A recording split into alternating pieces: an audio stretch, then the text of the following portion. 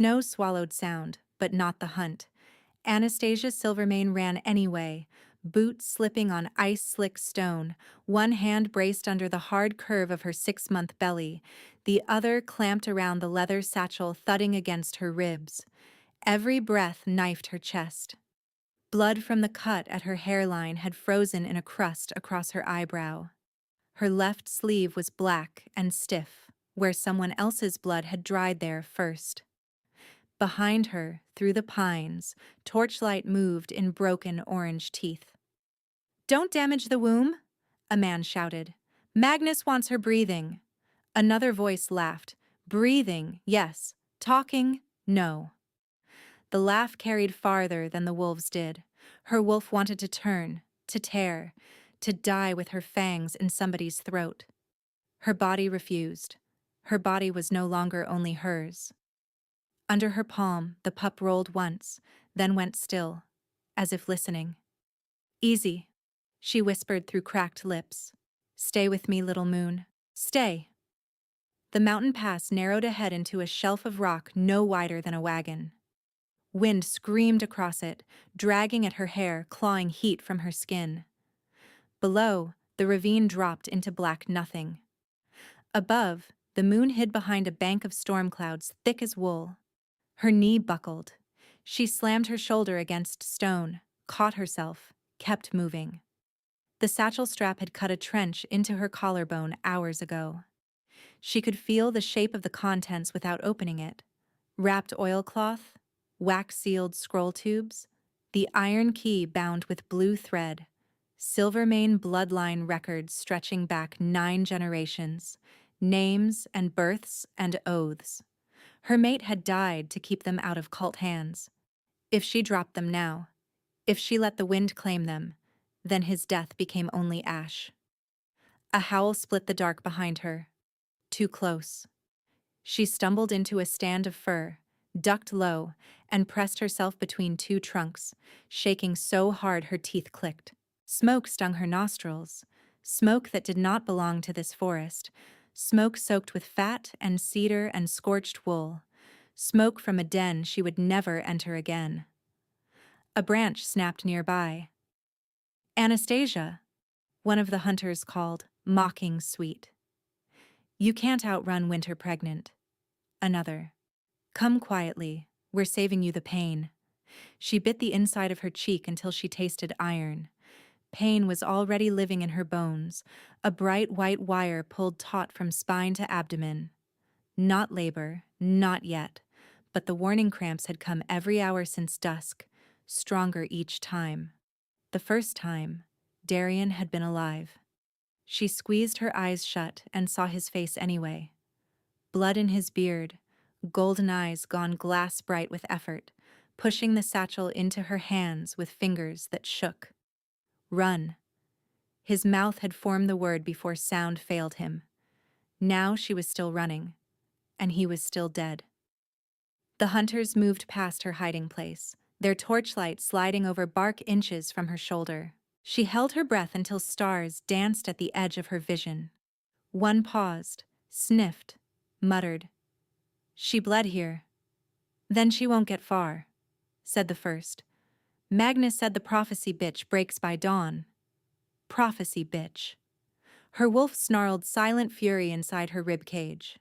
Anastasia stayed motionless until their steps faded downslope, then forced herself upright and angled higher into the pass. Her thighs burned, her boots were wet through. Somewhere under the cold, under the terror, grief sat like a stone too heavy to lift. Widow. The word had not fit in her mouth when elders used it for other women. It felt monstrous now, a shape with teeth. A contraction clenched her lower belly, sharp enough to blur the trees. She slid down to one knee in the snow and bent over the mound of her stomach, panting. "No, no, no," she whispered. "Not now. Please. We're close. We have to be close." She had never seen the Alpha King's border garrison, only heard of it in cautious, respectful voices. High walls, hard soldiers, neutral ground for petitioners. If she reached it, cult hunters could not simply drag her back over the line without declaring war. if she reached it. The wind shifted, and with it came a new scent beneath pine and smoke. Iron, tallow, wolf, hearthfire banked in stone, civilization, guard posts, men awake. Hope hurt almost as much as the cramps. She pushed herself up and staggered onward, whispering names to stay conscious. Darien, Mother Ilara, Little Moon, Darien, home, home, home. But home was gone. Fire had taken it, and screaming, and a man with a silver ring carved like a broken eclipse. The memory rose without mercy. The first knock on the den door had sounded polite. Darien looked up from the table where the bloodline ledgers lay open under lamplight. Anastasia had been darning the cuff of his winter coat and humming to the pup, who kicked whenever she sang. Outside, snow slid from the roof in soft thumps. Inside, rabbit stew simmered. Ordinary night. Safe night. Then the second knock came, and the hinges shuddered. "Border warden," a voice called. "Open under King's warrant." Darian's nostrils flared. "That's not a warden." He was on his feet before she could rise, moving with that effortless speed that had first made her laugh when they were both younger and reckless. He crossed to the shelf, pulled down a wrapped bundle and dropped it in her lap. The satchel. The records. "Take this," he said. "Why?" A third knock. No, not a knock. A ram strike splintered the outer frame. Through the crack she caught the glint of white enamel masks painted with crescent scars. Cult. Her blood went cold. Darien cupped her face hard enough to anchor her. "Because they came for this. And for you. You run if I tell you. I don't leave you. You leave if I tell you." His voice broke, just once. Then he kissed her forehead, then her belly, and whispered against her skin, "Guard her, little one. Bite like your mother." The door exploded inward. 5 men in winter leathers rushed the threshold, moonhook blades out. Behind them stood a 6th in a dark cloak, clean boots untouched by mud, smile thin as wire. "Darien Silvermane," the cloaked man said pleasantly. "By decree of Protector Magnus Ironhold, surrender the prophecy records and the vessel." Vessel. Anastasia snatched her skinning knife from the table and bared her teeth. Darien shifted beside her, wolf surfacing in his gaze. "Get out of my den," he said.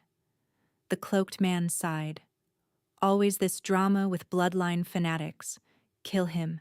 Keep her arms intact." Steel sang. The den became motion and heat and splintered wood. Darien drove the first attacker into the hearth, embers exploding. Anastasia slashed the thigh of a man reaching for her belly. He screamed and backhanded her so hard she hit the wall and saw sparks. Someone grabbed her braid, yanked. She stabbed blind and felt blades sink into soft flesh. A boot crushed her wrist. Bones did not break, but pain ripped a cry from her throat. "Careful!" shouted one cultist. "Magnus said no bruising to the womb." Another laughed. "Then hold her still." Darien roared, a sound she'd never heard from him, raw enough to shake plaster from the beams. He tore one man's throat out with his teeth and hurled another across the room. For one heartbeat, she thought they could win. Then the cloaked man stepped in, drew a narrow black dagger, and drove it under Darien's ribs while 2 others pinned his arms. Everything stopped. Anastasia's scream seemed to come from very far away. Darien staggered, coughed blood, and looked at her. Not at the men killing him. At her. "Run!" he rasped. She crawled to him. Hands caught her ankles, dragged her back. "Take her now," the cloaked man ordered. "Burn the den. The widow's easier to shape when she's homeless." Darien moved with the last of his strength, slammed his elbow into the man holding him, and lurched toward Anastasia. His bloody hand found the satchel still tangled in her skirt and shoved it against her stomach. "Go," he said, eyes fierce despite the red at his lips. "Our pup. Go." Anastasia bit the hand gripping her ankle, twisted free, and threw herself through the pantry hatch into the night tunnel Darian had carved years ago as a joke against blizzards. Behind her, shouting. Behind that, the crackle of igniting oil. She ran bent double through earth and roots, one hand over her mouth to smother sobs, the other clutching satchel and child and everything she had left. She did not look back until she burst onto the ridge above the den. Flames punched through the roof. Smoke twisted up to the moon like a signal. From below came a voice, faint but clear in the frozen air. Find her. The breaking point was not Darian's death alone. It was the sight of their home burning while men argued over whether to carve her open before or after dawn. She chose then. Not grief, not revenge. Survival first. Witness second. Her child would live. The truth would live. And if she had to crawl bleeding to the Alpha King's gate to make that happen, she would crawl. By the time the garrison walls appeared through the blowing snow, dawn had begun as a gray bruise in the east. They rose out of the mountain like old teeth. Black stone, iron watchtowers, banners stiff with frost. Fires burned in braziers along the rampart walk. She could smell wolf soldiers before she saw them. Leather, steel oil, wet fur, vigilance.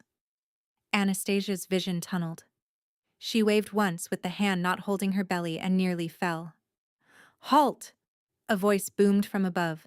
State your pack and purpose. She tried to answer and coughed instead. Blood flecked her lower lip. She spat red into snow and forced sound through a throat raw from smoke. Silvermane, she croaked. Petitioner, sanctuary. A horn sounded. The side gate cracked open. 4 soldiers spilled out, spears low, winter cloaks snapping in the wind. None lowered their weapons when they saw she was pregnant. Hands where we can see them, said the lead guard, a broad woman with frost beating her lashes. Her gaze flicked to Anastasia's satchel. Drop the bag. No. The word came sharper than she intended. Panic hit, immediate and hot. No, it stays with me. That can be decided inside, the woman said. If you're clean. Clean? Not cult-marked, not carrying plague, not lying. Anastasia laughed once, bitter and broken. I don't have strength left for lying. A figure moved in the shadow of the gatehouse behind the spear line. Taller than the rest, shoulders wrapped in a plain soldier's cloak, jaw marked by an old pale scar that ran from ear to collar. He said nothing. He just watched. Too still, eyes unreadable. The lead guard circled Anastasia, sniffing the air. Smoke. Blood. Male scent gone cold. Her expression tightened. Where's your mate? Anastasia swallowed. Dead. By whose hand? Cult of Ordinary Blood. Magnus Ironhold. At that name, 2 soldiers exchanged a glance. Convenient accusation, one muttered. Every spy says cult when they need a bed. I'm not asking for a bed, Anastasia snapped. A contraction seized her, folding her in half. She hissed through her teeth and clutched her abdomen. I'm asking for law. The lead guard caught her elbow before she hit the ground. Easy. I said no touching. Anastasia jerked away, feral, knife already in her hand, though she did not remember drawing it. Spears lifted. Someone cursed. The scarred soldier moved then, fast but measured, stepping between spear points and Anastasia as if his body were a shield he used often. Down, he ordered the others. His voice was low, roughened by cold and command. Sir, she drew steel. She's half frozen and in pain. Down. Reluctantly, spearheads dipped. Anastasia stared at him through wind-blown hair. Up close, she saw that his cloak hid better armor than a common guard wore, and his scent. Winter cedar over banked fire, wild and royal and impossible, hit her wolf like a struck bell. Danger, her mind said. Mine. Something older and more reckless answered, then recoiled in horror at itself. The soldier's gaze dropped to her knife, then rose back to her face. "No one takes your bag," he said quietly. "No one touches you without permission. But you come inside now, or you and your pup die on this road." Pup. Not vessel. Not burden. Pup. Her fingers loosened by an inch around the blade. From far down the pass came the faint echo of hunting horns. The soldier heard them too. His eyes sharpened. "Choose, Silvermane." Anastasia looked past him at the open gate, at the heat bleeding from within, at armed strangers and high walls and all the ways this could still become another trap. Then she pressed the knife back into its sheath with shaking hands. "I choose inside," she whispered. As the scarred soldier reached for her, not touching yet, waiting for her nod, the child inside her gave one hard, sudden kick that stole her breath and turned the soldier's face to stone. The soldier's hand stopped in the air, fingers spread as if he'd touched flame. Anastasia felt it too. Not skin yet, just proximity. But heat surged up from her belly in a rush so sudden her knees almost gave. The world narrowed to the space between his palm and her body. Snow. Horns. Spears. Wind. All of it dropped away beneath a violent humming awareness that made her wolf rear up inside her, like it had scented spring after a century of winter. His pupils blew wide. He swallowed hard, once, and when he stepped in to catch her elbow at last, the contact snapped through her nerves like lightning striking bare bone. She gasped. So did he. The lead guard was saying something. Orders. Probably. But Anastasia couldn't hear words. She could hear blood. Her own. Rushing hot and loud through her ears. His. A deep, pounding rhythm that called to something in her chest that had no right to answer. No. No, no, no. Darian's face flashed behind her eyes. Darian's laugh in their den. Darian's blood on the floorboards. And over that grief came something savage and new. A pull toward this stranger that felt less like desire and more like gravity. Inevitable. Brutal. Wrong. The soldier's jaw clenched. A muscle jumped in his cheek near the old scar. He leaned closer, as if scenting her throat, then jerked back like he'd remembered witnesses existed. "Inside," he said hoarsely. Anastasia tried to nod. The motion tipped the world sideways. Dark stone rushed up. Someone cursed. The soldier's arm came around her. Not possessive, just sure. And she was moving through the gate while the horns from down the pass sharpened into real pursuit. Heat hit her face first. Then light. By the time her vision cleared, she was on a narrow infirmary cot with rough wool blankets over her legs and the satchel still looped around her wrist by its strap, as if someone had tried to take it and failed. Her boots were gone. Her soaked stockings hung over a brazier. A bitter herb smell, yarrow, feverfew, dried mint, sat heavy in the room. A woman in healer's gray leaned over her with a sympathetic mouth and cold eyes. "You're awake," the healer said. "Try not to strain yourself." Anastasia pushed up on her elbows immediately, panic spiking. "My child." The healer placed 2 fingers on Anastasia's wrist with practiced gentleness. "I'm very sorry. The journey was too hard on your body. You've lost the pup." For a second, Anastasia stared at her, uncomprehending. Then she laughed. A cracked, feral sound. "No. Shock can make denial worse," the healer said softly. "We've prepared linens. It's kinder if you let us—" "No." Anastasia shoved her hand away hard enough to rattle glass vials on the side table. Pain shot through her lower abdomen, but beneath it, there, a flutter. Small, stubborn, alive. "You're lying." 2 attendants stood by the far curtain, heads bowed over folded white cloth so tiny Anastasia's stomach turned. Burial wrapping. Baby-sized. She had not authorized this. She had not even been asked. "I can feel my pup," she said, voice rising. "Get away from me." The healer's expression tightened by a fraction. "Restrain her before she tears her stitches." "I have no stitches." One attendant moved toward the door and hissed to someone outside, not quietly enough. "She woke too soon. Tell matron the Queen Mother's coin bought trouble." Anastasia froze. Queen Mother. Paid. The room tilted again, but this time from rage. She ripped the blanket back, swung her legs off the cot, and reached for the skinning knife she'd hidden in her boot. Gone. Hands grabbed for her shoulders. She twisted, elbowed one attendant in the throat, and snarled when the second seized her wrist. Panic detonated in her chest, bright and absolute. Not again. Not held down. Not while strangers decided her child was dead. "Let me go! Hold her! Don't let her scratch her belly open!" The door slammed wide. Boots hit stone. Enough. That voice. Low. Rough. Impossible to disobey. The attendants stilled, though they didn't release her until the scarred soldier crossed the room.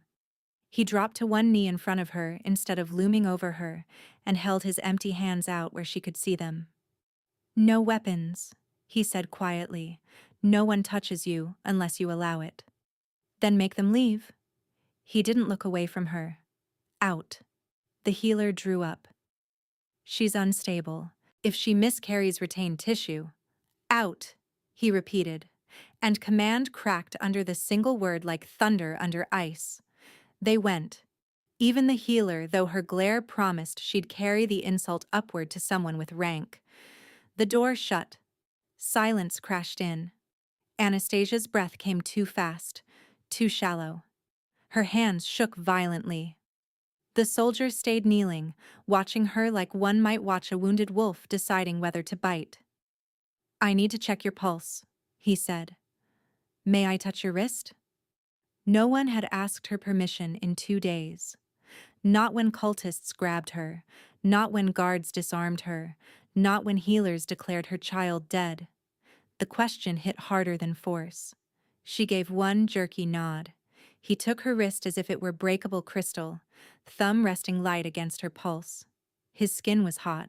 Heat traveled up her arm and settled under her ribs, where her wolf paced in frantic circles. "Breathe with me," he said. "In for 4. She glared at him, then dragged in air. "Hold 2. Out for 6. He counted with soldier's steady calm until the spinning slowed and the edges of the room came back into focus. When another cramp gripped her, she doubled over with a hiss. Instinctively, he reached with his free hand to brace her, palm landing across the curve of her belly. The pup kicked. Hard, not a flutter. A full, indignant thud against his hand. Both of them went rigid. A pulse of heat exploded outward from the contact. Not imagined. Not metaphor. Real enough that the lantern flame beside the cot guttered and flared. Scent flooded the room, wild and bright. Cedar, stormfire, male wolf at full claim. Her own answered before she could stop it. Jasmine and blood and moon snow, opening like a wound. His head snapped up, their eyes locked. Gold ignited in his irises, swallowing brown until all she saw was wolf. He sucked in a sharp breath, as if struck through the heart. "You're mine," he whispered. The words landed like a blade and a prayer at once. Anastasia recoiled, horror and hunger colliding so violently she thought she might be sick. "Don't," she rasped. "Don't say that." "Darian is dead," her grief screamed. "You do not get another bond. You do not betray memory with breath and skin and heat." But her wolf surged toward him anyway, frantic, recognizing what her mind refused. Mate. The soldier snatched his hand back from her belly as if burned. Fury twisted his features, at himself, at fate, at the room, at the lie. He stood in one fluid motion and slammed his fist against the bedpost so hard wood cracked. "She said the pup was gone," he snarled, more to the air than to her. "I can scent life from the doorway." Anastasia stared, chest heaving. He turned back to her, forcing his voice flat. "Rest. I'll deal with the healer. Who are you? She demanded. A beat. Then grimly, Zephyr. The name dropped like a stone into deep water. Not a soldier then. The Alpha King. Night wrapped the garrison in iron quiet. Wind hissed through arrow slits. Somewhere in the lower barracks, men laughed too loudly over dice and watered ale. In the infirmary annex, Anastasia sat propped against the wall with her satchel in her lap and didn't sleep. She had barricaded the door with a stool anyway. When the knock came, she had the borrowed blade in hand before the second tap. Anastasia, Zephyr said from outside, voice pitched low. I brought broth. And clean bandages. Leave it. A pause. Then the scrape of pottery set on stone. I can, he said, but your left forearm is still bleeding through. She looked down. He was right. The old gash had reopened where an attendant grabbed her. Blood had dried tacky to her skin. Silence stretched. Finally she said, open slow. The latch lifted. Zephyr entered sideways, as if giving her every chance to strike if she chose. He wore no crown, no formal coat, only a plain dark tunic and trousers tucked into boots. The soldier's cloak was gone. The scar looked whiter in firelight. In one hand he carried a steaming bowl. Over the other arm lay a heavy wool cloak warmed by the brazier. Most importantly, his belt was empty. No sword, no dagger. He nudged the door closed with his heel and stopped well short of her cot. Instead of taking the chair, he lowered himself to the floor, back against the opposite wall, making himself smaller in the space. Anastasia blinked despite herself. I thought kings preferred looming, she said. Bad for trust. She almost laughed, didn't. He set the broth on a low chest between them. Marrow bone, salt, garlic, easy on the stomach. He lifted the folded cloth bundle beside it. Bandages. I can call a female medic if you prefer. You expect me to trust palace medics after today? No. His mouth tightened. I expect you to survive despite them. Her fingers flexed around the knife hilt. Your healer declared my child dead while I could feel him move. My healer won't hold that title by sunrise. The certainty in his tone should have soothed her. Instead, it stirred new fear. Kings who moved that fast were either just or dangerous, sometimes both. He watched her for a moment, then said, May I come closer and wrap your arm? She hesitated. Why ask? Because choice was stolen from you enough already. The words hit too close. She nodded once. He approached on his knees, slow, eyes on her face, hands visible. When his fingers touched her skin, he worked carefully, efficient as a field medic, not flinching when she hissed at the sting of clean water on torn flesh. Breathe, he murmured. I am breathing. Like a cornered cat. Appropriate mood. A ghost of a smile touched his mouth, gone in an instant. He tied the bandage and sat back immediately, not taking advantage of the closeness, not trying to scent mark, not reaching for her belly again, though she could feel the effort it cost him. The bond, she said flatly. Can it be broken? His gaze dropped to the floor. Not without killing one of us. Sometimes both. Cold dread slid down her spine. I had a mate. I know. Roughness scraped his voice. I read the patrol report. I saw your burns. I smelled his blood on your sleeve.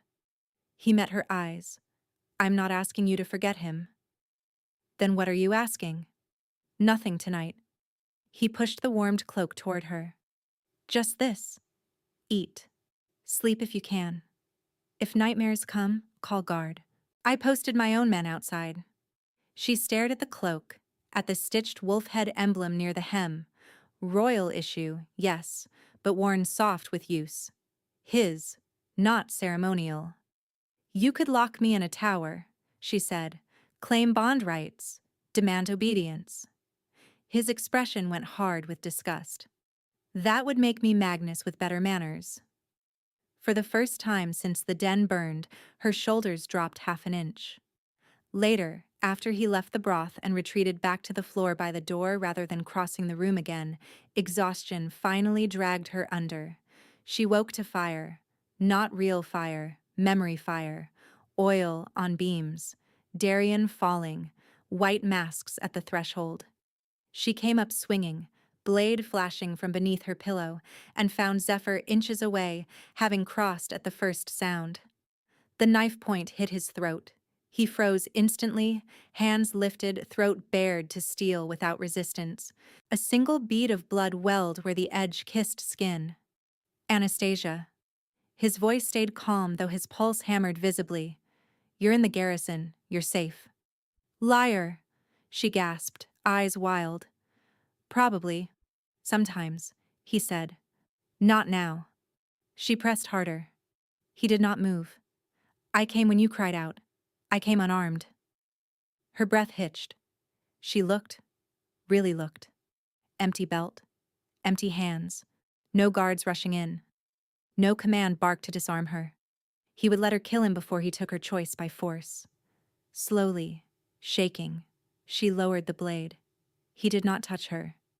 He only sat beside the cot and counted breaths with her until dawn bled gray through the shutters. One gentle choice at a time, he said when her tremors eased. She hated how much she wanted to believe him. At first light they took her to council. The chamber sat above the inner yard, all black beams and old battle standards. A long table scarred by generations of claws and steel cups. Commanders lined either side. Hard faces, winter uniforms. Wolves who'd survived too much to trust easily. At the far end stood the healer from yesterday, chin lifted, hands folded in sanctimony. Anastasia felt every eye cut to her belly. Zephyr entered last. No disguise now. Crown of dark metal at his temples, king's torque at his throat, scar unhidden. Conversation died on contact. He took position not at the head of the table but at Anastasia's shoulder. A commander with iron-gray braids spoke first. Your Majesty, this is reckless. We have no verification of her identity beyond a name and a bag of old paper. Wax-sealed lineage records, Anastasia snapped. Or forged bait, another officer said. Cult cells use pregnant decoys. She could be carrying plague, curse, spy marks. Or an enemy pup, muttered a third, too loud. Bastard bearer brings war to our gate and we feed her broth. The insult hit like spit. Anastasia bared her teeth. Zephyr moved before she could. One step forward, body a wall between her and the table. Say that again, he said softly. No one did.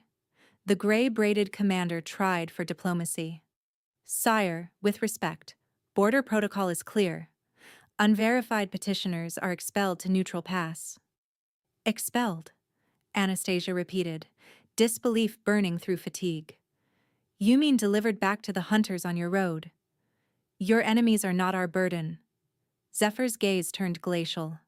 Any wolf who seeks sanctuary under my wall is my burden. That is the law my father swore, and his mother before him. A murmur, uneasy. The healer cleared her throat delicately. Majesty, perhaps we are losing focus. The woman is grieving and confused. She miscarried on arrival. Her agitation is understandable. Anastasia lunged a half step before Zephyr's arm barred her path. Firm, not restraining, merely warning. She lies, Anastasia hissed. The healer spread her hands. I examined blood, tissue. There is no viable fetus. Zephyr turned his head slightly toward Anastasia without taking his eyes off the healer. May I? She knew what he asked.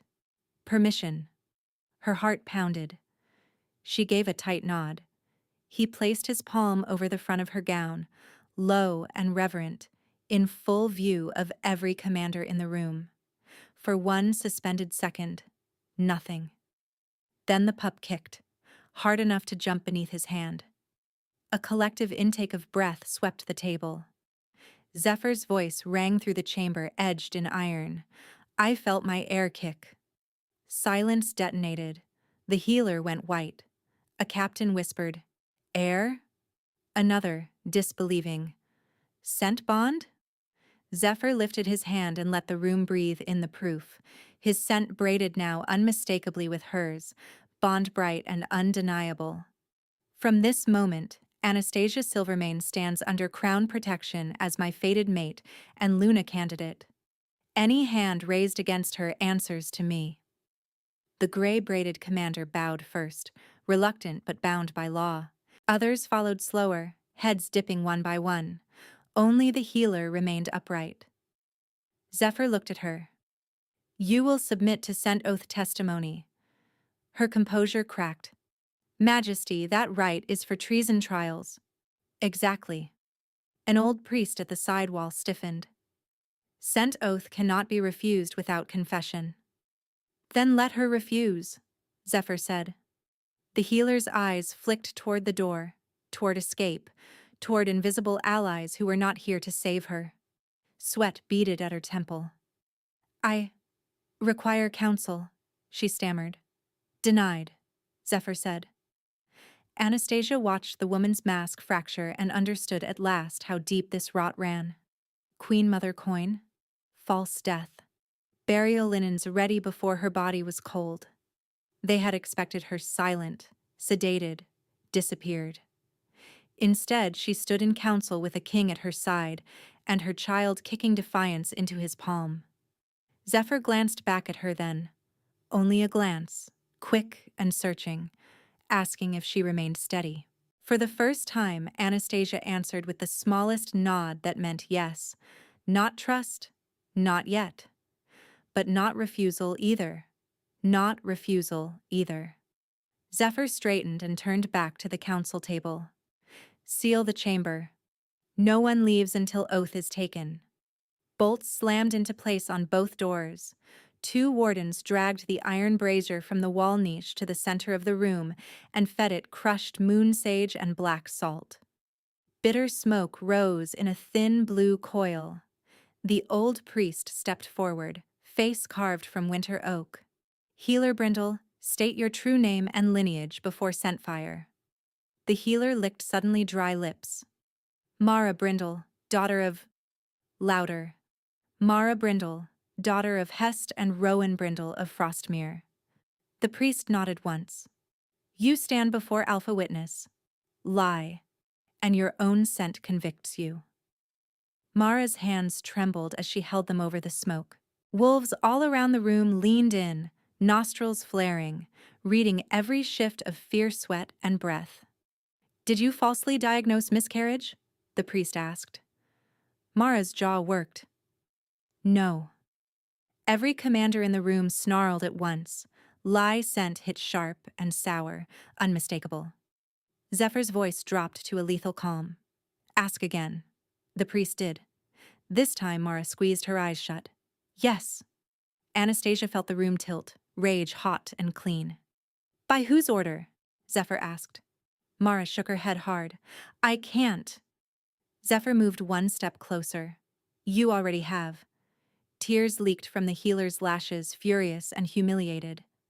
Lady Regent Sigrun paid through her chamberlain, Queen Mother coin, 3 sun marks, stamped and sealed. She said the widow had to be declared empty before noon. A hiss rippled through the commanders. One slammed a fist into the table. Another whispered, horrified, "Sigrun?" Anastasia tasted iron where she'd bitten her cheek. Queen Mother. Real now, not whispers in a corridor. Zephyr did not flinch, but something shuddered behind his eyes. "Why before noon?" Mara's breath hitched. Because a morning transfer order was already drafted. For the lost royal pup. The priest stiffened. "Transfer to where?" Mara whispered it. "St. Corin Sanctuary." Anastasia went cold to the marrow. "That's not a sanctuary." Her voice cut the room like wire. "It's a cult-holding house in pilgrim robes. They process blood there before rites." Several heads snapped toward her. She pulled the satchel against her ribs and met their stares. "I grew up 2 valleys from their roots. I know the smoke they burn. I smelled it in my den when they killed my mate. Zephyr's nostrils flared, catching memory and truth together. Who were you delivering her to at St. Corin, Mara? Mara shook harder, knees nearly buckling. I never met him. Messages only, signed with a broken eclipse. Magnus's mark. The name came from 3 mouths at once, low and ugly. Ironhold. The priest's next question cracked like a whip. State the conspiracy in full. Mara sobbed once, then words poured out too fast to stop. Infirmary bribes, drugged broth prepared, burial linens staged before Anastasia woke. False decree authorizing transfer of unstable widow and remains to religious custody. All timed to the eclipse in 5 nights, when old ward lines thinned and blood rights struck hardest. And what was the right for? Zephyr asked, voice now all steel. Mara stared at the smoke. To break the royal mountain wards with prophecy blood, to prove your line weak, to let Magnus enter the sanctum and claim title as protector of ordinary blood. Silence. Then, very quietly, Zephyr said, he means to cut out an unborn child in the name of purity. No one answered. No one needed to. Mara sagged. He said if the Pax believed the pup already dead, no one would look too closely at a mourning cart. Anastasia's wolf surged, teeth bared. She saw it all at once, grief manufactured as camouflage, her body declared hysterical, her child erased by paperwork and linen. Not chaos. Design. Magnus Ironhold was dangerous because he made murder look like procedure. Zephyr gave orders in a blur. Mara brindled to iron custody, triple guard, no private visits, audit every infirmary ledger for the last moon, seal St. Corin roads, send outriders to every pass and drag in any cart flying morning white. The bolts were drawn. The room exploded into motion. As captains ran, a runner collided through the outer door, breathless. Majesty, Queen Mother demands immediate audience. She says you've overstepped regency privilege. Zephyr didn't even look at him. Tell her privilege ends where treason begins. The garrison changed shape by afternoon. Extra sentries on walls, hounds loosed in the lower courtyards, messengers sprinting until their boots smoked. Anastasia felt hunted even in protected rooms, because now every corridor held urgency, and urgency smelled like fear. Zephyr had moved her from the infirmary annex to a former officer's suite above the armory. 1 door, 1 balcony, 2 female guards she chose herself from a lineup. He let her inspect the lock, the shutters, the adjoining storage closet, then waited while she checked under the bed like a suspicious cat. Anything else? He asked. She eyed him. Yes, my knife. He produced it from inside his coat and offered it hilt first. Confiscated property returned. She took it, surprised. You trust me with steel in your house? I trust you with your own skin. The air between them tightened, warm and volatile. A horn blew from the east wall. Both of them turned instinctively. Report? Zephyr called as a guard appeared at the doorway. 2 riders caught testing the postern gate, sire. Fake Abbey papers. 1 had cult ring burns. Zephyr's mouth flattened. Interrogate separately. The guard saluted and vanished. Anastasia rubbed her belly where the pup had gone restless, shifting against her palm. He's probing. He's panicking, Zephyr corrected. The oath failed. Now he's improvising. She looked at him sharply. You sound like you've hunted him before. Twice. He leaned against the wall, arms crossed, posture loose, but eyes hard. First time he preached in backwater pack houses. Second time he burned one of my tax caravans and blamed mountain raiders. He never stays where blood spills. He lets followers make martyrs while he gives speeches about cleansing rot. Charismatic men with clean boots, Anastasia muttered. A brief, grim smile. Exactly. A knock. Another messenger, this one pale as bone. Majesty. Regent Sigrin has invoked Burial Law 47. She sent writ demanding custody of Lady Anastasia for grief seclusion and ceremonial transfer of remains. She used the Regency seal. Anastasia laughed, disbelieving. Remains that don't exist. Law doesn't require remains if Healer's declaration stands, the messenger said weakly. Zephyr's gaze turned glacial. Healer's declaration just burned in scent fire. Regent claims the oath was coerced and invalid. Of course she did. Pressure tightened around Anastasia's ribs. Laws, seals, decrees. Different weapons than moonhooks. Same goal. Get her out from under witnesses. Zephyr took the writ, read it once, and tore it clean down the middle. Post this reply. Any attempt to remove Anastasia without her spoken consent is an act of hostile seizure. The messenger swallowed. Against the Queen Mother, sire? Against anyone. When the door closed, silence fell heavy. Anastasia stared at the torn parchment on the floor. This will split your court. It already has. And me? What am I splitting? Her voice roughened. Your kingdom? Your family? He met her eyes. You are exposing what was already broken. The words should have comforted. Instead, they scared her more, because she wanted to believe him, and wanting was dangerous.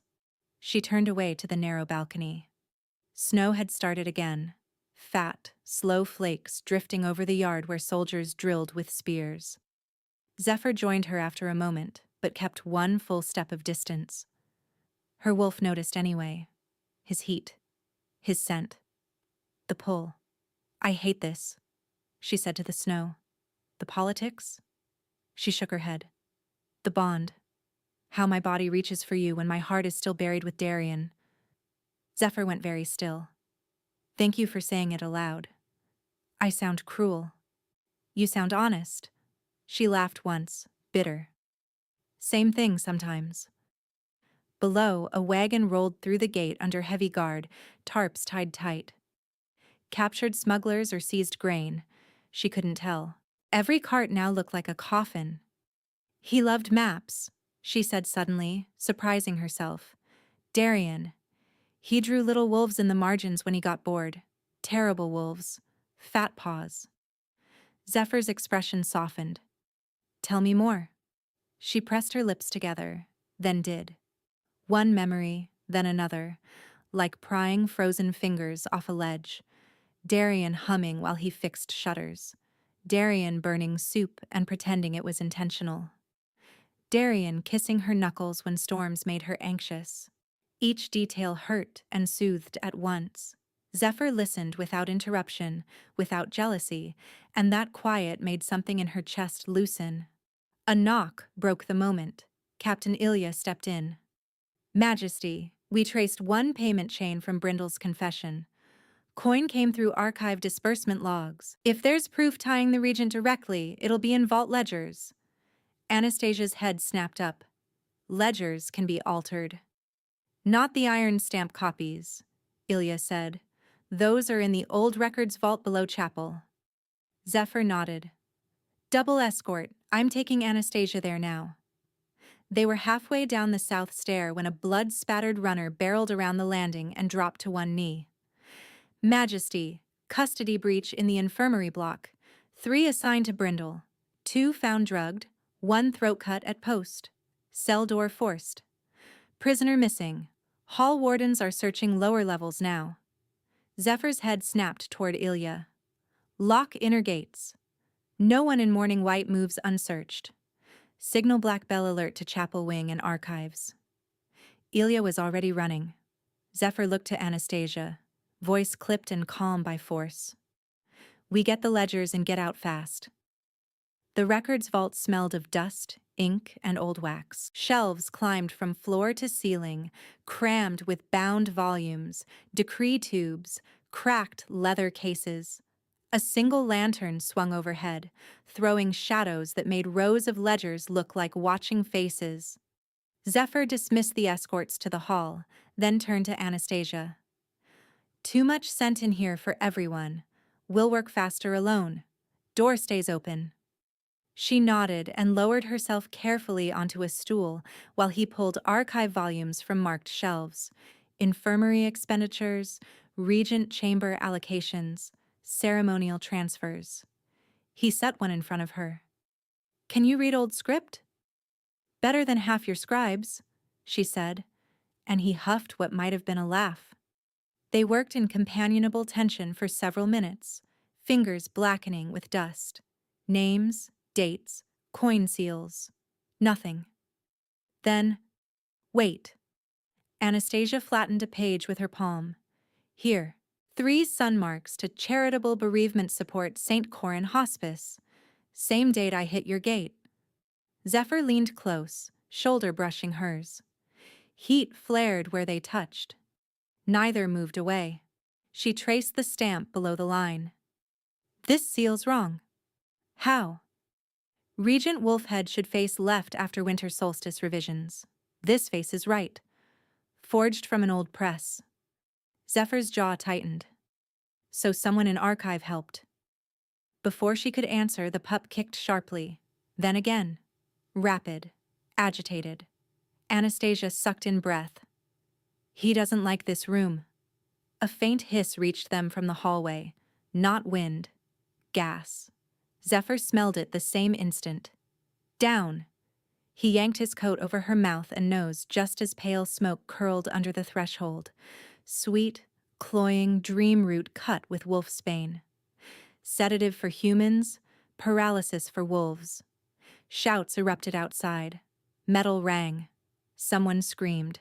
Zephyr kicked the vault door shut and dropped the crossbar. "Stay behind the stacks." Like hell.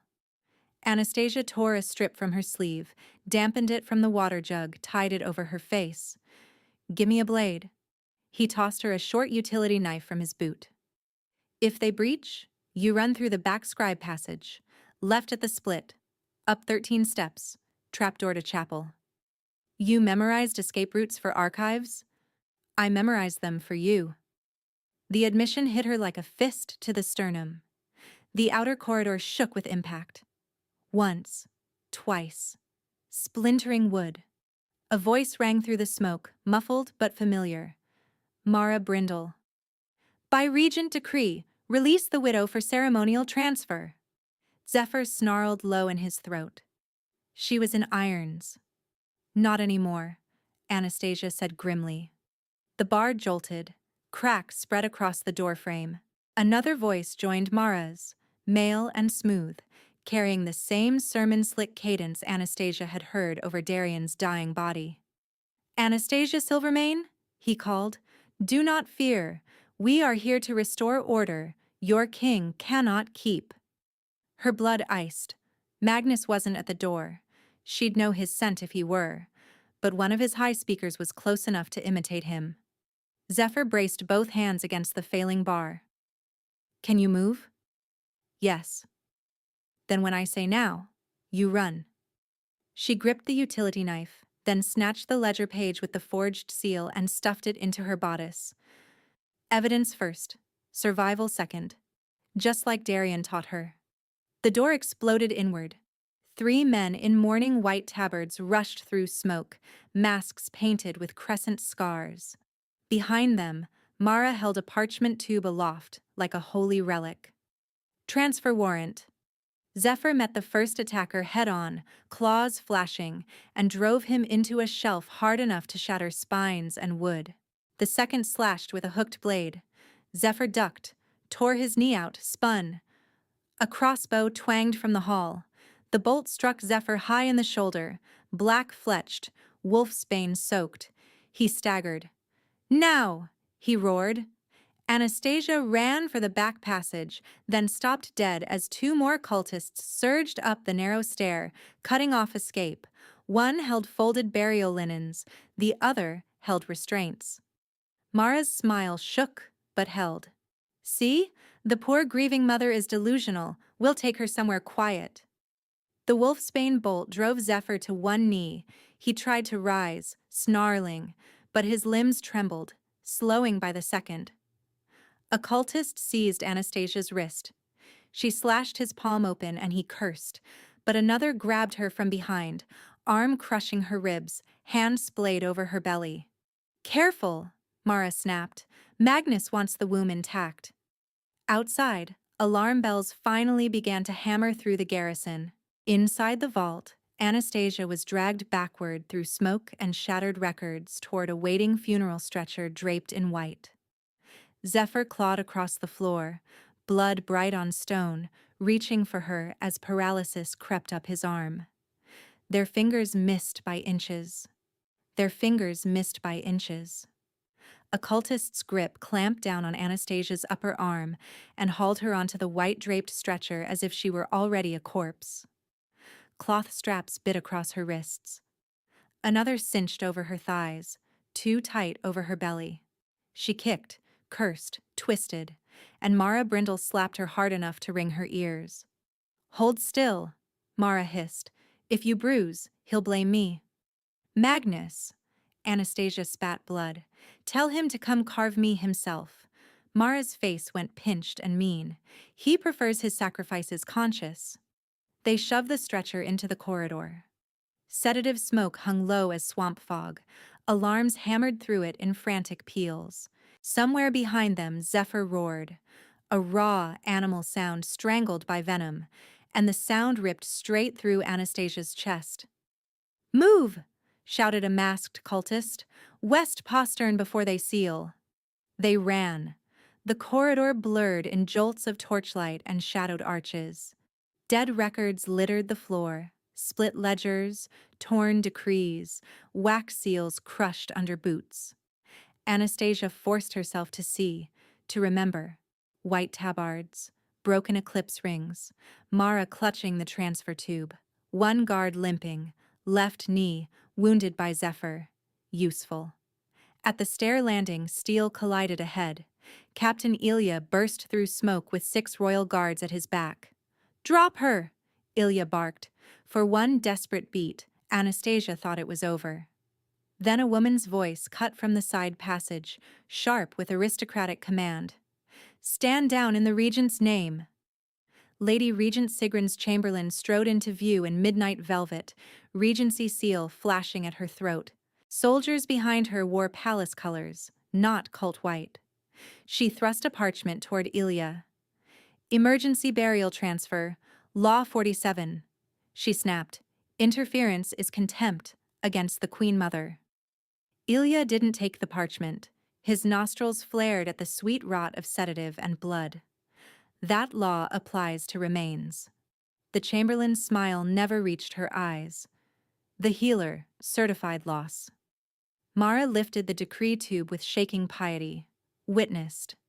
Confusion split the hallway like an axe in wet wood. Royal steel hesitated against royal steel. In that hesitation, the cult moved. A smoke pellet burst at Ilya's feet. 2 guards dropped coughing. The stretcher lurched sideways through a laundry hatch Anastasia hadn't seen, into a servant's runnel and down toward the lower gate. By the time Ilya cut through and reached the postern, only trampled snow and wheel ruts remained, white-draped funeral cart vanishing into storm. 4 nights bled away between hidden transit and locked stone rooms before they finally brought her where Magnus intended the ritual to be seen. St. Corin looked holy from a distance. Close, it smelled like bleach, old blood, and fear. They took Anastasia underground through a chapel crypt disguised by incense and hymnstone. Below, the sanctum opened in black volcanic glass, ringed with carved runes and chain hooks sunk into pillars. Eclipse symbols were etched everywhere, broken circles, severed crescents, prayers to ordinary blood gouged over older royal ward marks. Magnus Ironhold waited beside the central altar in a clean, dark coat, hands clasped behind his back like a host greeting guests. He was handsome in the way polished knives are handsome, gleaming, balanced, made to cut. "Widow Silvermane," he said warmly. "I regret the rough transport." Anastasia strained against the straps until they burned her skin. "You burned my home." You confuse necessity with cruelty. His pale eyes dropped to her belly with avid reverence. Your line was always going to end here. He gestured. Cultists in white masks hauled her upright and chained her wrists to a standing ring bolted in obsidian. Her feet barely touched stone. The pup rolled, agitated. Anastasia breathed through panic and tasted metal in the air, blood rites and moon salt. Magnus nodded to Mara. Did she witness enough to frighten her? Mara swallowed. She fought. She saw the transfer. Good. He turned back to Anastasia. Fear opens old blood. Old blood powers gates. You talk like a priest, Anastasia said, voice rough, but you're just a butcher with an audience. His smile sharpened. Tonight, I become protector of ordinary blood before every pack banner in the realm. By Eclipse Peak, your king will kneel where you stand. Anastasia's stomach dropped. Every pack? Magnus spread his hands toward the iron doors above the sanctum stairs. Public mourning vigil. I requested it through Regency channels. Such moving theater. Grief for a dead royal heir. He leaned in, breath cool. When I reveal your hysterical survival and the corruption of prophecy blood, they'll cheer as I purge it. So that was the play. Not hidden murder. Spectacle. Anastasia closed her eyes once and saw Zephyr on a vault floor reaching for her through wolfsbane paralysis. Saw Darian shoving the satchel into her arms. Go. She opened her eyes. You're late, she said. Magnus blinked. Pardon? The eclipse peaks tomorrow night, not tonight. She jerked her chin toward the eastern slit where moonlight showed a bite still missing. Your astronomer's either drunk or lying. A beat. He turned sharply toward one of his priests. Check. As they scrambled, she tested the chainring with tiny wrist movements. Old iron. Corroded hinge on left bracket. Not now. Later. Magnus looked back, irritated at being corrected. No matter. We begin at moonrise tomorrow. He stepped close enough for her to smell lavender oil over wolf musk. Sleep if you can, Anastasia. You'll need your voice when I make you confess. He left her chained in the dark while hymns throbbed overhead, and the child inside her kicked against terror like a drum. By dawn, Zephyr's wolves had found the crypt entrance. By noon, he had broken through the outer chapel with Captain Ilya at his side, and wolfsbane fever still silvering sweat along his spine. He found Anastasia conscious, wrists raw, eyes bright with rage instead of submission. He started toward her. She shook her head hard once. Unchain me first, she said. Then listen. Ilya cut the ring. Zephyr caught her as her knees buckled, carefully, as if he feared she'd vanish. I'm putting you in the mountain keep, he said immediately. Today. No debate. No. Anastasia grabbed his collar and pulled his face down until their foreheads touched. Listen. He called a public vigil. He wants witnesses. Let him have them.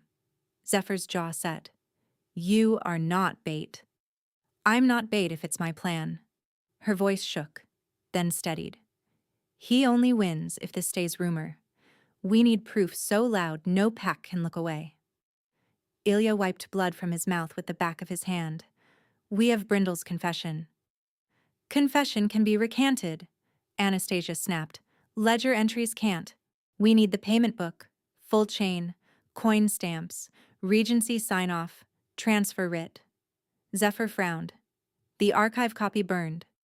No. Anastasia tapped her bodice. I took one forged page, enough to find the parent ledger if we move now. He stared at her, torn between fury and reluctant respect. I can hide you, he said, voice low. I can keep you breathing. And Magnus will preach that the unstable widow vanished because she lied. Anastasia held his gaze. I am done being moved room to room while men decide if my child exists. Silence. Then Zephyr exhaled, harsh. What do you need? Her answer came like steel sliding free. Morning white. a blade strapped along my spine, and the old sanctum gates unbarred at Eclipse Peak. They found the ledger in the regent's private disbursement chest behind a false panel in the chapel archive. Thick calfskin, iron hasped, reeking of expensive perfume and bribe coin. Anastasia opened it with trembling fingers and read names she wanted to claw out of the page. Mara Brindle, Chamberlain Voss, St. Corin Hospice, Eclipse Provisions, Funeral Linen Procurement, Carriage Hire. At the bottom, Regency sign mark, Sigrun.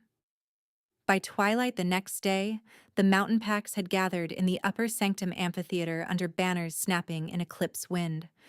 Mourners wore gray. Cult sympathizers wore white thread at the wrist.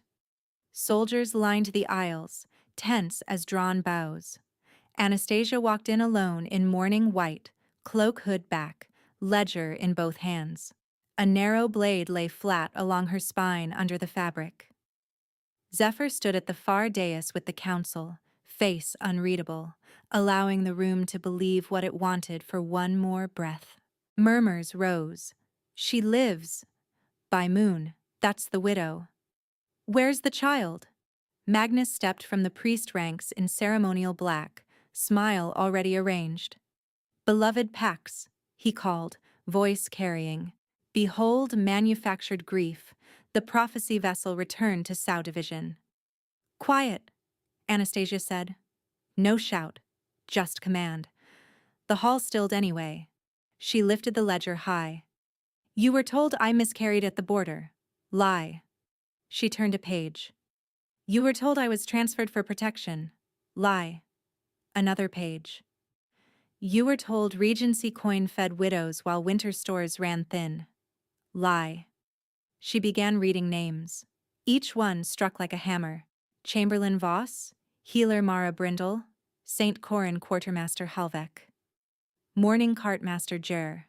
3 captains bought with bereavement stipends, coin amounts, dates, seal stamps. Gasps rippled. A commander swore aloud. Someone in the upper tier shouted, "That's my son's patrol stipend, stolen." Magnus's smile thinned. He raised both arms toward the ritual ring carved into the sanctum floor. Defamation from corrupted blood. By old right, let Moon judge truth. Cultists in the crowd slammed iron staves into hidden sockets. Runes flared sickly blue. The ritual circle ignited, lines racing toward Anastasia's feet like living lightning. Zephyr moved, but wardfire leapt up between dais and floor, a barrier of crackling light. Ilya shouted orders as soldiers shoved through panicking spectators. Too slow. Anastasia did not run. She drew the blade from her spine, sliced her own palm to the bone, and slammed bleeding fingers onto the nearest rune. Pain detonated white-hot. The circle bucked. Silvermane blood spread over carved grooves, and the ward current snarled backward like a river forced uphill. One by one, blue lines flashed silver instead. The barrier around Zephyr stuttered. Gates! Anastasia screamed at the wardens by the rear arch. Open the sanctum gates. Let everyone see. They hesitated one heartbeat, then through the bars. Great iron doors boomed wide. More witnesses flooded in from the outer court. Pack elders, merchants, militia, kitchen hands, everyone drawn by alarm bells and moonfire. No hidden right now. No private murder. Magnus's face finally cracked. Killer! He snarled. Cult guards surged. Zephyr hit them first when the ward wall failed, tearing through white-tabard lines with claws half-shifted, blood on his teeth. Ilya and Royal Wolves crashed in behind him. Steel rang against hook blades, screams bounced off stone. Anastasia backed toward the altar, guarding her belly with one arm, blade in the other. A masked priest lunged. She sidestepped and drove her knife into his thigh, yanked free, pivoted. Another swung high. She ducked and slashed his wrist open. Then Magnus was there. He seized her throat in one hand and slammed her onto the obsidian altar hard enough to blacken her vision. In his other hand, a sacrificial hook arced silver over her abdomen. Your line and screaming, he hissed, spittle flecking her cheek, and your king kneels to me. Anastasia's lungs burned. She couldn't get leverage, couldn't breathe, couldn't... Head. She drove her skull into his nose with every ounce of force she had. Cartilage crunched. Magnus reeled, cursing. Anastasia ripped the spine blade up and through his forearm as he brought the hook down, pinning his arm to the altar edge. He howled, fingers spasming open, hook clattering away inches from her belly. Across the sanctum, Zephyr roared her name and tore a cult guard clear off his feet. Magnus jerked against the blade, half freeing himself, blood slicking obsidian. Prophecy dies with that unborn mongrel. Anastasia saw the eclipse chain hanging from the altar pillar, thick ceremonial links used to bind offerings. She lunged, grabbed, and whipped it around his neck from behind. "No!" she growled in his ear, hauling tight as he clawed at the links. Prophecy survives because mothers bite back. She planted both feet in his lower back and kicked. Magnus toppled over the altar lip, tangled in chain, and crashed into the ritual fire pit at its base, now overfed with reversed ward current. Moonfire erupted silver-white. His scream cut once, then broke into choking silence as flames consumed cloth, hair, flesh. The broken eclipse medallion at his throat melted into glowing slag. The sanctum froze. No one moved for 3 heartbeats except fire. Then the chain went slack. Anastasia stood shaking above the pit, blood running from her palm, chest heaving, moonlight and firelight crossing her face like war paint. Around her, Pax stared. Not at a vessel, not a rumor, but a woman who had ended the man who hunted her. Zephyr reached her through the stunned crowd and caught her before her knees gave out. She gripped his tunic with bloody fingers and held on while the last of Magnus Ironhold burned. Night fell clean after blood. At the moonpool ruins beyond the sanctum, broken columns ringed black water that reflected the eclipsed moon now sliding free. Witnesses gathered in a respectful circle: elders, captains, widows, pack priests, Captain Ilya with his bandaged jaw. No court pomp, no hidden chambers, just stone, water, breath, and truth. Anastasia stood wrapped in a dark cloak, hair damp where she'd washed Magnus's blood away. A fresh bandage crossed her palm. Zephyr faced her with his crown set aside on a pillar. He did not touch her yet. "Before witnesses," he said, voice carrying across the pool, "I ask what should have been asked the first moment fate struck us." His eyes held hers, steady, no command in them. "Will you choose me?" he said, "not as rescue, not as obligation, but as equal?" The old grief rose in her throat. Darian's smile, Darian's last breath, the life that had ended in fire. It did not vanish. It stood beside her, honored, while something new reached forward with open hands. Anastasia stepped closer until their boots nearly touched. "Yes," she said, clear enough for every witness. "I choose you, as equal." A tremor went through Zephyr like a bowstring released. He lifted his hand slowly, waiting. She tipped her head, baring the junction of neck and shoulder. "Mine?" he whispered, breath warm on her skin. "Yours," she whispered back, and her wolf answered with a pulse of heat. His fangs sank in. Pain flared sharp and bright, a lightning strike at the nerve-dense curve above her collarbone. Anastasia gasped, fingers flying to his shoulders. For one wild second it was only bite, pressure, blood. Then the bond opened. Heat flooded outward from the mark, molten and sweet, pain melting into a deep, aching pleasure that rolled down her spine and through her belly where the pup kicked hard in startled approval. Emotion poured with it, Zephyr's fierce protectiveness, his guilt, his restraint, his wonder, her rage, her grief, her stubborn will to survive, not erased, shared. She felt Darian's memory settle, not pushed away, but set in a place of honor, and Zephyr did not flinch from it. He held it with her, Tears stung unexpectedly. She laughed on a broken breath and gripped the back of his neck as he sealed the mark with his tongue, reverent, shaking. "Mine," he said against her skin, voice wrecked. She pulled back just enough to see his throat, the pulse beating hard beneath scarred skin. He bared it willingly, chin lifting in absolute trust. "Your turn," he murmured. Anastasia slid her hand to the nape of his neck and drew him down. "Mate," she whispered, then bit over his pulse. He jerked with a guttural sound, half pain, half hunger, fingers digging into her hips as her fangs pierced. His blood hit her tongue, salt, smoke, cedar.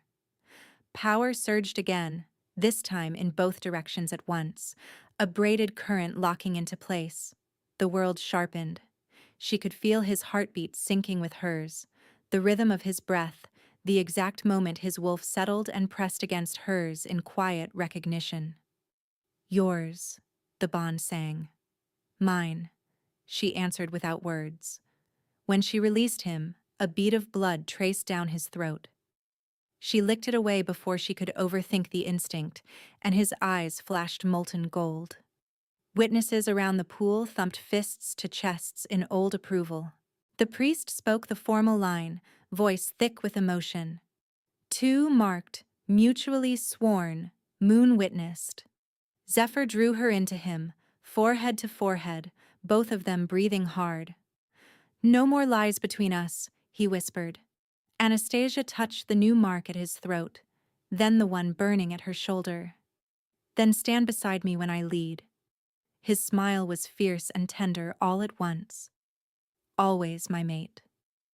They stayed like that a long while, arms wrapped, wolves quiet, bond finally settled into something steady as mountain stone. The trial hall was full to the rafters 3 days later. Mara Brindle stood in chains at the center circle, eyes hollow.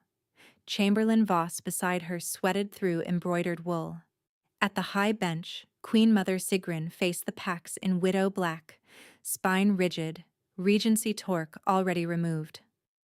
Anastasia sat at Zephyr's right on the raised dais, Luna mark visible above her collar. When murmurs rose, she stood. "Read the confession," she told the clerk. The clerk's voice echoed over stone. Bribes accepted, false diagnosis issued, forged burial transfer authorized, conspiracy with St. Corin and Magnus Ironhold. Gasps, curses, one elder openly weeping in rage. Zephyr passed sentence on Mara and Voss. Life labor in the northern hospice mines under oath brand, proceeds seized for families harmed by cult violence. Then came Sigrun. The Queen Mother looked at her son, then at Anastasia, and for the first time seemed her age. "I paid to prevent prophecy consolidation," she said, each word forced. I believed one death would spare civil war." "One death?" Anastasia's voice cracked like ice. "You budgeted my child as a line item." Sigrun flinched. By law, a former regent could not be executed without pack war. Anastasia knew it. So did everyone listening. She stepped forward anyway. "I petition not for blood, but for stripping." The hall stilled. Strip Sigrun of regency, seal her estates, dissolve her private guard. Her treasury funds war widows, orphan dens, and bloodline sanctuaries in every border pass. She serves under oath in those sanctuaries until the debt is met. A widow in the crowd shouted, "Yes!" Others pounded benches. Zephyr looked at Anastasia, pride bright in his eyes, then to the hall. "So ordered." Sigrun bowed her head, ruined by law instead of steel. Coronation came under a clear moon. In the mountain amphitheater, Zephyr knelt first and swore before Pax and priests to rule with shared crown. Then he rose and placed the Luna circlet, silver threaded with wolf tooth and moonstone, on Anastasia's head. "By blood, bond, and witness," he declared, "Anastasia Silvermane Wildfire is Luna Queen. Authority vested over law of sanctuary, war widow protections, and bloodline archives. Cheers thundered against the cliffs. After the oaths, Anastasia walked not to the feast but to the new archive vault, carved into bedrock beneath the hall. Darian's satchel lay in her arms. She set it on the central table, unfolded the oilcloth, and placed each record in fireproof chests marked with royal and Silvermane seals. Captain Ilya stood guard at the door, smiling despite himself. "No child erased by paperwork again," he said quietly. Anastasia sealed the last chest. No mother either. Months later, moonlight silvered the royal bedchamber while Winter slept outside. Zephyr lay behind Anastasia, one arm curved around her, broad hand splayed over the heavy round of her belly where their son pressed impatient heels against skin. He had done this every night, wordless, reverent, still amazed each time the baby answered. "Kick." Zephyr laughed softly into her hair. "There, again. Fierce already." Anastasia covered his hand with hers. The mark on her shoulder warmed under his breath. His throat mark pulsed against her nape. "Maybe he just likes proving healers wrong," she murmured. A contraction rolled. Real, deep, undeniable. She inhaled sharply. Zephyr was upright in an instant. "Was that—" "Yes." She grinned through the tightening. "Get the midwife, Your Majesty." Hours later, as dawn painted the mountains pale gold, a wet, furious cry filled the chamber. Zephyr held their son with shaking hands, awe-struck and blood-splattered, then laid him on Anastasia's chest. The baby rooted blindly, fists clenched, a shock of dark hair already stubborn as both parents. Anastasia kissed his damp forehead and whispered, "Welcome, little moon." Zephyr pressed his brow to hers, tears unapologetic in his eyes.